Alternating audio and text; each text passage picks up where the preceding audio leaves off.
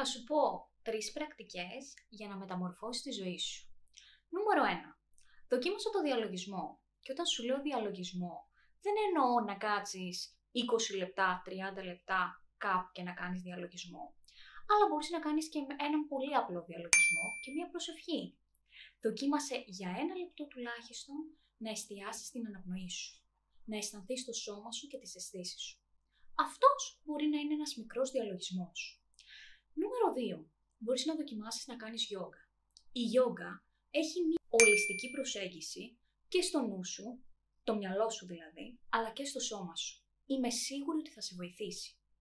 Και νούμερο 3. Μπορείς να δοκιμάσεις το journaling.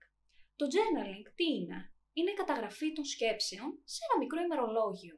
5 λεπτά μέσα στην ημέρα σου, το πρωί ή το βράδυ, όποτε βολεύει εσένα και μόνο εσένα, στις δικές σου ανάγκες δηλαδή, μπορείς να σημειώσεις πώς νιώθεις, τα συναισθήματά σου, τις σκέψεις σου, πώς νιώθει το σώμα σου.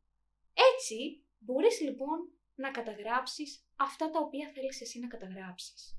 Και φυσικά θα τα παρατηρήσεις. Αν δεν παρατηρείς, δεν μπορείς να αλλάξεις τίποτα. Δοκίμασε αυτούς τους 3 τρόπους και πες μου στα σχόλια αν σε βοηθήσανε. Αν σου άρεσε αυτό το βίντεο, μπορείς να κάνεις ένα like, follow και φυσικά να κάνεις share, να το μοιραστείς με ένα φίλο σου.